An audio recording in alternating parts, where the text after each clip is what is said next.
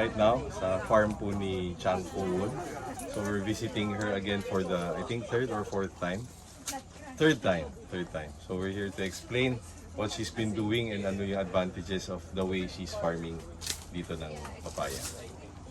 In terms of growing papayas, these papayas is the Tainong 2 variety. This is different from the ones that we are planting, which is the Red Lady.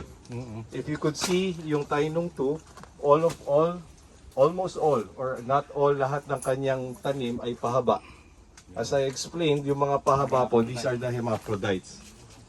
So the hermaphrodite na papaya has, the flower has both male and female. Nakanet, walang problema po sa pagpo-pollinate. The net is used to mitigate po ang pests, particularly mites, then pati po ang fungus, which is one of the main problems po ng papaya.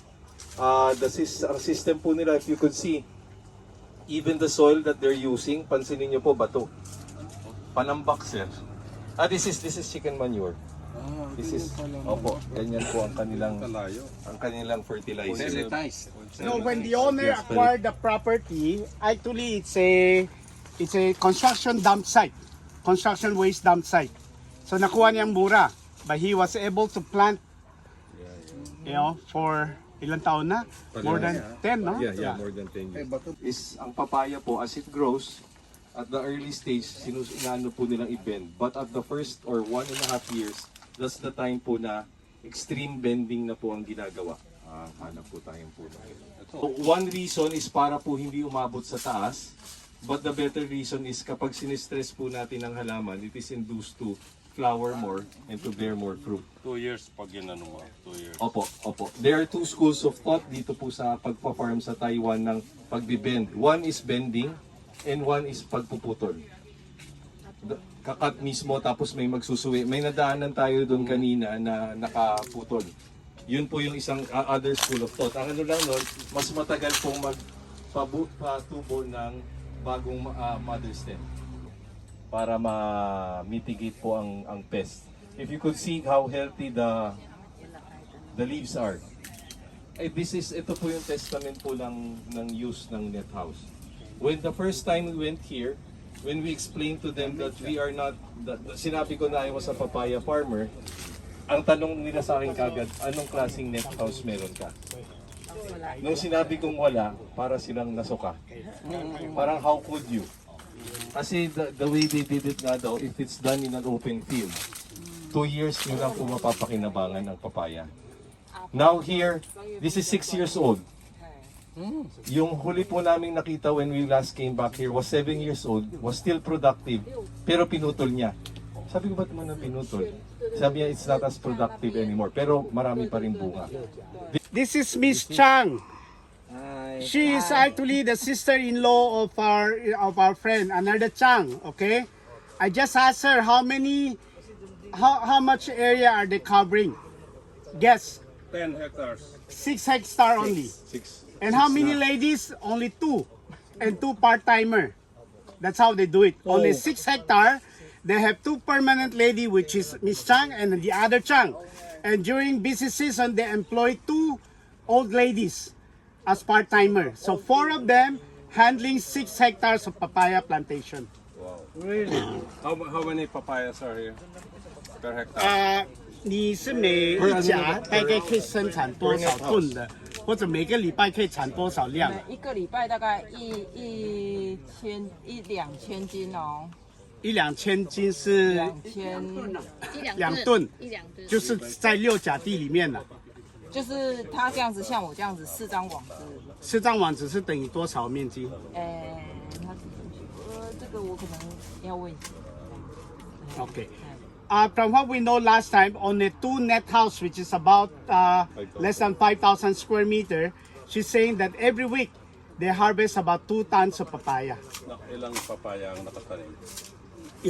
在每一个网子有几颗木瓜它这样子一排，这样子有50，这样50颗嘛，还有这样有7排嘛， 600 trees in one net house. 大概350，没有600，上次我们有算过。 Time that we have brought yung height, yung ano ng net, but two options for the net, one is for the white and one is for the pink. Yung ginawa namin for the papayas is still white. Maybe eventually we will experiment on the pink also. So dalawang types ng net ang ginagamit po namin ngayon. White pa lang. Hindi pa nila masyadong ina-adapt ang pink. It's not yet but they're slowly using the pink net already. It's being used extensively now in Israel, in India, in Japan and in Korea. Pero same crop din na papaya. Iba-iba. Iba-iba. The advantage is yung spectrum po ng light. If it's color red, it means it bounces it off. So the amount yung spectrum na pumapasok, yun lang po yung tama na ano. It induces better growth. It also mitigates po ang pests. Nahihirapan po makakita ang pest sa ganong kulay. So yun na po ang reason ng dyan po nagdi-drain off po. Nagdi-drain off. They're using, this is treated po na chicken manure. Ang kanilang ginagamit na organic na pataba. But the way they are farming, they're still using synthetic. Distansya ng root papunta sa prutas, kailangan nag-i-increase ng pataba.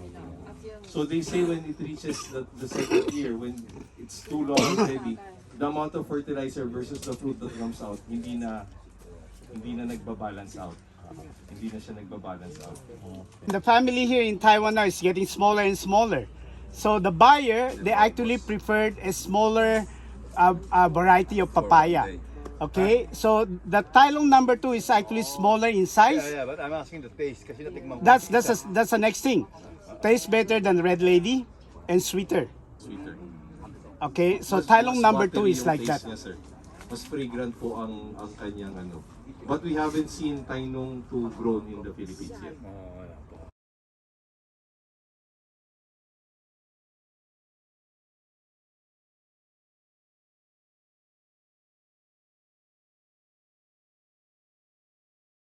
So again, magandang hapon po sa ating lahat. This concludes the farms that we are going to visit po sa ating farm tour.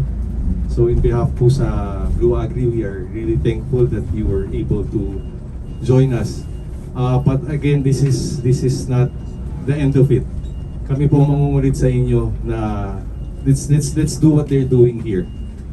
Blue Agri will be behind you in everything. Ang maganda po, the technologies that they have, we have tie-ups with the farmers, so we will know. If we want people to be trained here, may capacity po tayo magpadala para magawa po natin itong ginagawa nila dito. With regards po dito sa papaya, mas may clear advantage po tayo sa production. Dito po kasi sa kanila, they have a dormant period because of winter time. Unlike po sa atin, year-round po natin kaya pong pabungahin ng ating papaya ng walang hinto. Well, there will be a time na bumababa pero may iaangat at may aangat pa rin po natin. With papayas that are planted inside net houses, it really mitigates a lot of problems. Mainly po talaga is pests po, which is talagang lalo na po sa atin, which is really tropical country. Hindi nila kasing problema ang peste dito kaysa po sa atin. Medyo mas malaking problema po sa atin yun. We've tested our net houses not only we've tested net houses for ampalaya and tomatoes already. What we are testing it right now for bell peppers, yung atsal, yung mas mura na bell pepper na mas ano po sa market. Then we're also doing talong. Ano po ba, Chard? So far yun pa lang. But right now, if you are going to build net houses, I really recommend that dun sa na-test na po namin na na either you go for ampalaya or you go for tomatoes. The way we design our program, if you see here, they're still using their soil. Tayo po ang gagamitin na natin is we will create our own soil. We will teach you how to mix their own soil, tapos po nakapatent na po tayo. Why? Yes, sir. if you want na double, walang problema. If isang palaya and kamatis. Ang inaano ko lang po, maantay nyo rin po yung pag-testing po namin ng talong. Kasi talong has a longer lifetime na mapapakinabangan. Kapag kamatis po, inside the net house, usually sa Pilipinas po na-harvestan lang siya ng around 1.5 months worth of harvest. Sa system po namin ni Richard, nakakapag-harvest po tayo up to 3 months. So nadodouble po natin ang yield. Sa Pilipinas po ang farming po natin dahil by sheer volume, ang kamatis po ay nakakapag-produce lang ng 1 kilo bawat halaman. But inside the net house, we've established that we could do it up to 3 up to 3.5 kilos per plant. So mas ano po siya, mas productive.